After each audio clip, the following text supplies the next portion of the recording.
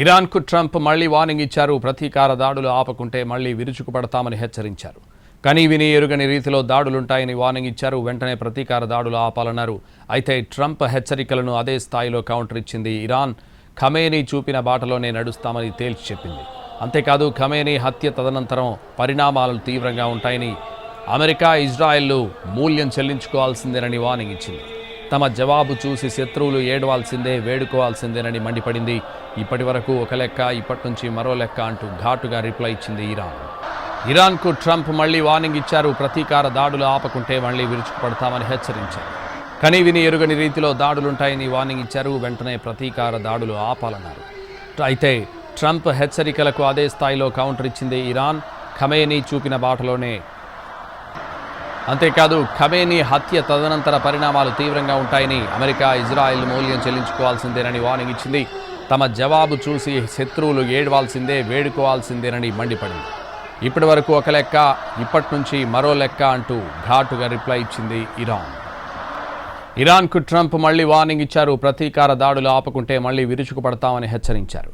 కనీవిని ఎరుగని రీతిలో దాడులుంటాయని వార్నింగ్ ఇచ్చారు. వెంటనే ప్రతీకార దాడులు ఆపాలన్నారు. అయితే ట్రంప్ హెచ్చరికలకు అదే స్థాయిలో కౌంటర్ ఇచ్చింది ఇరాన్. ఇదే విషయానికి సంబంధించి మరింత సమాచారం మా ప్రతినిధి రాజు లైవ్లో అందిస్తారు. రాజు.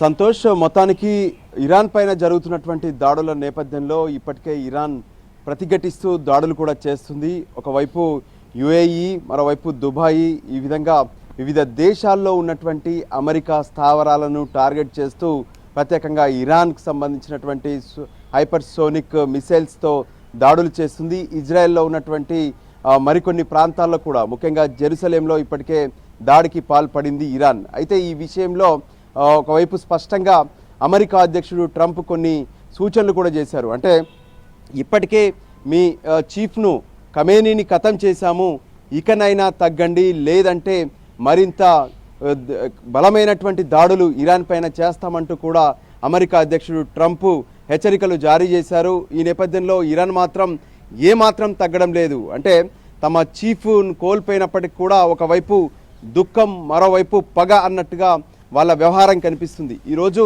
ఇరాన్లో పెద్ద ఎత్తున, అంటే ఇరాన్ కానీ ఇజ్రాయెల్లో కానీ ముఖ్యంగా ఈ సమయం అనేది రంజాన్ మాసం. సో ఈ సమయంలో ప్రత్యేకమైనటువంటి ప్రార్థనలు ఇవన్నీ కూడా ఉంటాయి. ఈరోజు ముఖ్యంగా ఇరాన్లో, అంటే ఖమేనీ ఖతమయ్యాక, ఆయన మృతి చెందాడనేటువంటి విషయం తెలిసాక వీధుల్లోకి పెద్ద ఎత్తున ఆయన అభిమానులు వచ్చి ఆందోళన వ్యక్తం చేస్తున్నటువంటి పరిస్థితి కనిపిస్తుంది.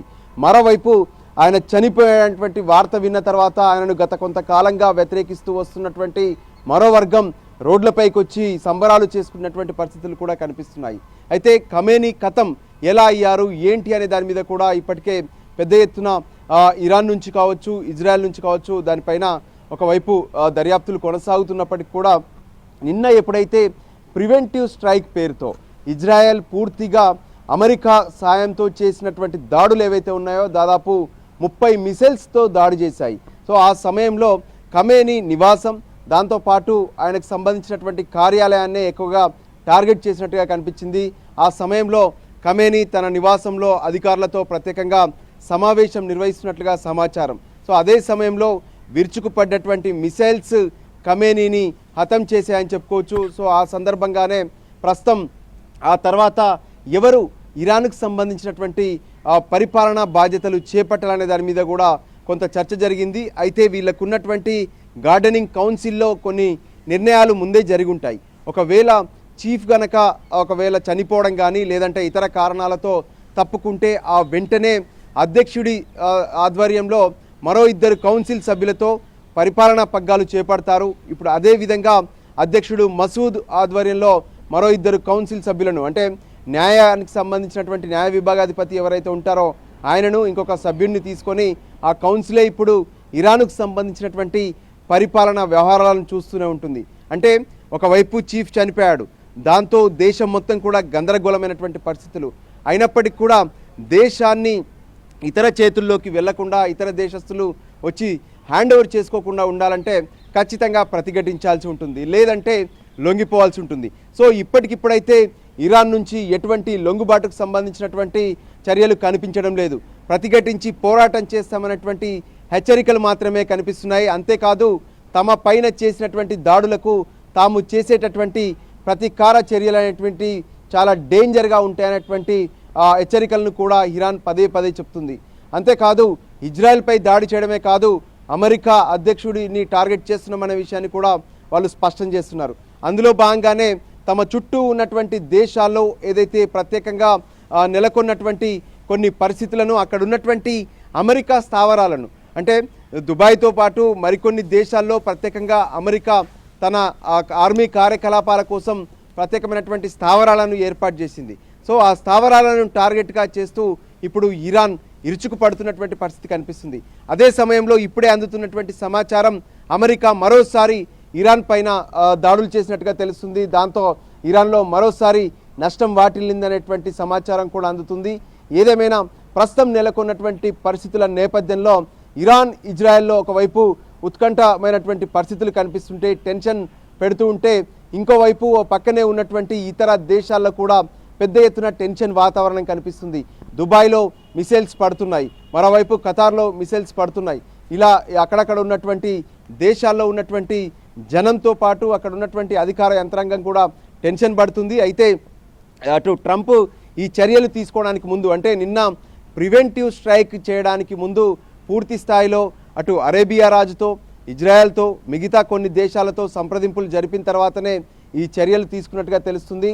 మొత్తానికి అమెరికా అనుకున్నటువంటి ఎపికస్ ఫ్యూరీ ఆపరేషన్ ఏదైతే ఉందో దాన్ని టార్గెట్ చేశారు. ఆ తర్వాత ఇజ్రాయెల్ అనుకున్నటువంటి రోరర్ లయన్స్, అంటే సింహగర్జన పేరుతో ఇజ్రాయెల్ దాడులు చేసింది. సో మొత్తానికి ఇరాన్ను అందులో ఉన్నటువంటి ఎవరైతే చీఫ్గా ఉన్నటువంటి ఖమేనీని ఖతం చేయాలనుకొని గత ఏడాది నుంచే, వాస్తవానికి గత ఏడాది జూన్ జూలై నుంచే వీళ్ళ కార్యాచరణ కొనసాగింది. కానీ జరిగినటువంటి కొన్ని చర్చల నేపథ్యంలో ఆ సమయంలో ఖమేనీ వెంటనే తాను అటు సురక్షిత ప్రాంతానికి తరలి వెళ్ళారు. ఆ తర్వాత న్యాయశాఖ మంత్రి, ఇరాన్ న్యాయశాఖ మంత్రి అమెరికాతో జరిపినటువంటి చర్చలు, వివిధ దేశాలతో జరిపినటువంటి చర్చలు ఫలించి అప్పటికప్పుడు సీజ్ ఫైర్ ఒప్పందం జరిగింది. కానీ ఆ తర్వాత ఖమేనీ నేతృత్వంలో న్యూక్లియర్కి సంబంధించినటువంటి రీసెర్చ్లు ఇరాన్లో కొనసాగుతూనే ఉన్నాయంటూ అమెరికాతో పాటు ఇజ్రాయెల్ ఆరోపణలు చేస్తూ వచ్చింది. గత కొన్ని రోజుల క్రితం కూడా ప్రత్యేకంగా ఇరాన్తో సంప్రదింపులు జరిపారు. సో ఏది జరిగినా సరే న్యూక్లియర్కు సంబంధించినటువంటి పరిశోధనలు చేయొద్దు అనే విషయాన్ని స్పష్టం చేశారు ఇరాన్కు. అయినా సరే ఇరాన్ ఎక్కడా కూడా తగ్గలేదు, న్యూక్లియర్కి సంబంధించినటువంటి రీసెర్చ్ను కొనసాగించినటువంటి పరిస్థితి కనిపించింది.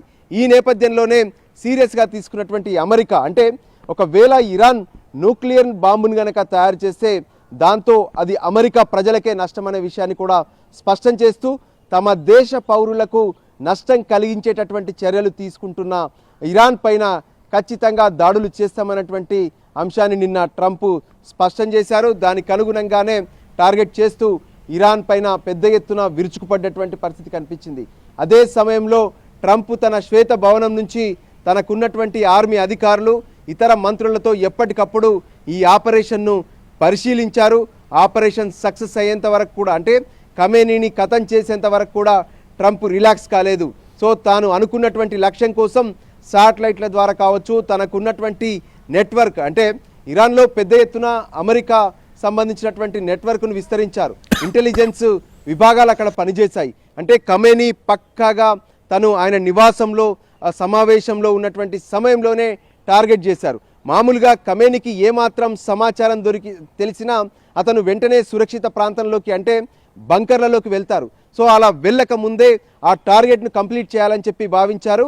అందుకే వెంటనే ప్రివెంటివ్ స్ట్రైక్ పేరుతో, అంటే ఇరానే మాపై ఏ విధంగానైతే దాడులు చేయాలనుకుంటుంది, అందుకోసమే వాటిని అడ్డుకునేందుకు ప్రివెంటివ్ స్ట్రైక్ చేస్తున్నామంటూ స్పష్టం చేస్తూనే దాడులు చేశారు. అందులో ఖమేనీతో పాటు, అయతుల్లా ఖమేనీతో పాటు ఆయన కుటుంబ సభ్యుల్లో ప్రత్యేకంగా కొంతమంది, మరోవైపు అధికారులు కూడా చనిపోయారు. ఇంకోవైపు ఇప్పుడున్నటువంటి పరిస్థితుల్లో ఇరాన్లో ఉద్రిక్త పరిస్థితులు కనిపిస్తున్నాయి, ఇజ్రాయెల్లో ఉద్రిక్త పరిస్థితులు ఉన్నాయి, మరోవైపు దుబాయ్, అటు మరికొన్ని దేశాల్లో కూడా ఉద్రిక్త పరిస్థితులు కనిపిస్తున్నాయి. దాంతో ఎయిర్ స్పేసెస్ను మొత్తం కూడా మూసివేశారు. ఎందుకంటే ఎయిర్ స్పేసెస్ పైన కూడా దాడులు జరిగే అవకాశం ఉంటుందంటూ అక్కడ ఉన్నటువంటి ప్రయాణికులందరినీ ఎయిర్పోర్ట్లకే పరిమితం చేయడం, లేదంటే సురక్షిత ప్రాంతాలకు తరలించడం అనేది స్పష్టంగా కనిపిస్తుంది. దాంతో ఇరాన్, ఇజ్రాయెల్తో పాటు వివిధ దేశాల్లో ప్రజలంతా కూడా ప్రస్తుతం బిక్కుబిక్కుమంటూ కాలం గడుపుతున్నటువంటి పరిస్థితి స్పష్టంగా కనిపిస్తుంది. సో ఇప్పుడు ఇరాన్ ఏ విధంగానైతే దాడులు చేస్తామని హెచ్చరిస్తున్నటువంటి పరిస్థితుల్లో అమెరికా కూడా పెద్ద ఎత్తున మరోసారి ఇరాన్పై విరుచుకుపడేందుకు ఇరాన్లో ఉన్నటువంటి కీలక కార్యాలయాలు, ఆర్మీకి సంబంధించినటువంటి క్యాంపులు వాటిపైన టార్గెట్ చేసే అవకాశం అయితే స్పష్టంగా కనిపిస్తుంది. Santosh. Right, thank you Raju.